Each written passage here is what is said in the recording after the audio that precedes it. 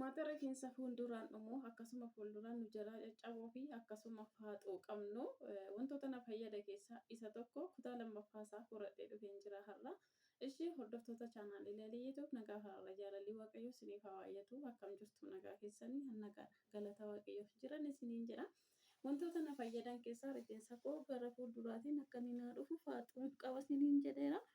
Akka inni naa guutuu kan taasise keessaa wantoota baay'ee irratti kan inni hojjechaa ture keessaa isa tokko jechuudha. Kutaa lammaffaasaa fudhadhee isinii dhufeen jira jechuudha. Akkuma isin argitanuu asitti kuni hamma rifeensi koo gurguddachuu malee kan hafe tokkoyyuu hin jiru. Galgala guyyaa naa mijatuu fi guyyaan hin dadhabne kan hin fayyadamu jechuudha. Waan fayyadamu keessaa isa tokko wantoota yeroo muraasa keessatti rifeensa keenya gara dura isaatiin akka nu deebisan akka nu guutu kan taasisu rifeensi keenya immoo karaa duraatiin faaxuu yoo qabaanne yoo nu jala caccabe baay'ee tokko fokkisa jechuudha. Dhugaan isiniin jedha. Ani dura jechuudha gonkumaa rifeensa koo asii achi akkasii hin qabsiifadhu ture. Garuu rifeensa koo eeggachuu jalqabe wantoota rifeensa fidan eeggan fayyadamuu jalqabe. Rifeensi koo hedduu naa guuteera gidduudhaan biizii ta'ee waan hin adda kuteeffamanayyuu na jala xiqqoo ishee dhaabbate malee jechuudha. Kana keessaa viidiyoo tun isinitti dheeressi wanta na fayyadu keessaa wantoota baay'eedha isiniin jedheera. Sana keessaa isa tokko fudhadhee dhufe jira. Kuni olii beeradha jechuudha. Reetiidha jechuudha. Reetii kunoo bitadhee mana keeddeen qaba. Yoo bakkee gootanii rakkoo hin qabu. Warri firiijii qabdan firiijii yoo gootanii rakkoo tokko hin qabu. Amma tokko hin ta'u jechuudha. Akkasittiin gara dura isaa eeggan irraa muree booddee walumaan ilaalla waan godhu jechuudha. Akkamittiin akkan hojjetattu yeroo hundumayyuu galgala utuu hin salacheen akka kana yoo godhanne waan nuu fidu keessaa isa tokkodha jechuudha. Haala kanaan xiqqoodhuma isheen itti baqassadha jechuudha. Hundaan kun baay'ee guddaadha jechuudha. Baay'ee guddaadha. Eeggan akka godhee booddee ishee qoraattii ishee daarii kana irraa baqassuu qabdu, irraa kutuu qabdu akka kanaan jechuudha. Akka kanaan irraa kutuu qabdu. Eegga kuttanii booddee immoo akka kanaan irraa baqassitu jechuudha. Akkasitti qixxeetti baqassitu jechuudha. Lammansaa irrattuu foonsaa hambistanii baqassitu akka inni itti foon qabu sin dhibashee dhuga. Akka kanattiin hin baqassitu eeggan baqassadhee booddee rifeensa koo maal akkan godhu walumaan ilaalla jechuudha. Hunduma isaa tartiibaan isinitti agarsiisa. Yeroodhaaf harkumaan isaa waan hin fidanneen ture. Fuuldura isaa akkamiin akkan dibe rifeensi koo fuulduraan daddafee akka naa dhufu faaxuusaa akka naa cufu kan hin godhuu fi kan naa biqishaa turan keessaa isa tokko jechuudha. Walumaan ilaalla. Rifeensi keenyas akkana yeroo goonu kan jaallatu yeroo hundumayyuu baay'ee tokko jaallata rifeensi yoo akka kanaa kunuunfanne jechuudha. Kanaafiyyuu ana wajjiniin tura. Eeggan akkanatti saaqee booddee sirriitti abaxxaradhee booddee haala kana argitanii gurraachi kun amma rifeensi koo dhufeera. Rifeensi koo ammas illee baay'ee gadi biqilaa dura akkas miti. Eeggala kanaan baqaffannee booddee gabaabumatti haala kanaan baqaffadhee sabba Yesuusiin mucichaa ta'an nama qabu. Akka kanaan keessoo isaa jechuudha. Argitanii keessoo isaa akkasittiin dibdu jechuudha.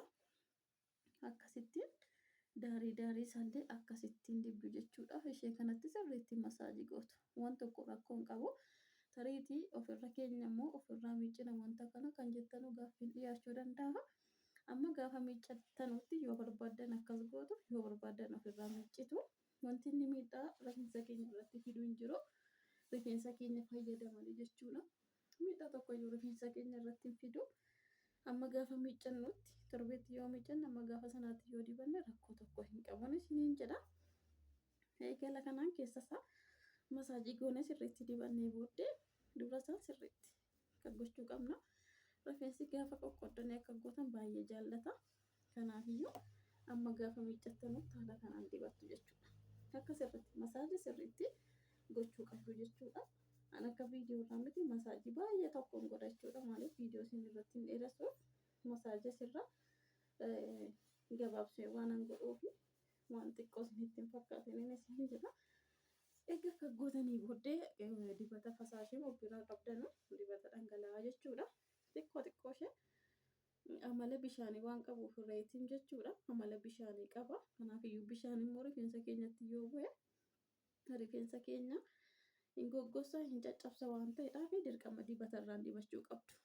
jaloo isaatti amma buqqee isaatti jechuudha. Dibata fasaashii dibadheera. Dirqama dibachuu qabdu sin jalaa caccaba waan ta'eedhaaf wantoota akkasii yeroo fayyadamtan yoomiyyuu taanaan bishaan zajanbilaarraa, bishaan qoromfuudhiirraa, wantoota garaagaraa bishaan rooziirraa dibattanu haala kanaan dibata dibachuu qabdu. Egaa wanta sana dibattanii kaatanii malee rifeensa keessa hin miidha. Haala fayyadama isaa sirriitti beekuu qabna jechuudha. Egaan kana godhee booddee dibata sana wajjin eegan masaajii godhee booddee asitti immoo asitti bu'eera waan ta'eef asitti immoo ciqaa qibaatii xiqqoo ishee amma malee rifeensa keenya qaqqabu xiqqoo ishee nan dibadha jechuudha. Haala kanaan buqqee isaatti osoo hin taane rifeensa isaa bichaatti jechuudha. Akka kanaan rifeensa isaa bichaatti nan dibadha. Egan dibadhee booddee haala kanaan dibannee booddee argitanii akkatti bareedu jallisa. Dibannee booddee waan godhu jechuudha. Yoomiyyuu taanaan rifeensa keenya guyyaa yoo dhiisne guyyaa lama guyyaa sadii osoo akka goone baay'ee gaariidha jechuudha. Haala kanaan laaffistanii eegga dibdanii booddee qassettanii hin marmartu. Ishee xixiqqoo kanatti qabdanii jechuudha. Gaafa ishee xixiqqoo kanatti qabdanii akkasitti marmartan rifeensi baay'ee jaallata isheen caccabduutti qabdanii qassettanii osoo ofirraa hin harkisin akka isheen miidhamtu osoo hin godhin haala kanaan zimmettanii akka gootu jechuudha. Zimmettanii akka gootu yoo barbaaddanis lallaafistanii qoobbatu garuu qoobbahuurra akka rifeensa koo ilaalutti isa kana jaallata jechuudha. Rifeensi keenya jechuudha. Haala kanaan laaffistanii akkas gootanii argitanii daarii isheetti qabama jechuudha. Halkan gaafa rannu kana gochuun kan nu barbaachisuu fi tokkoffaa dibannee rifeensa keenya fida. Lammaffaa gaafa hiikamaadhaan bullu rifeensi keenya durri isaa baay'ee caccaba. Shaashiin illee baay'ee nu jalaa miidha waan ta'eef halkan immoo yoo akka goone inni biqilee nu biqila.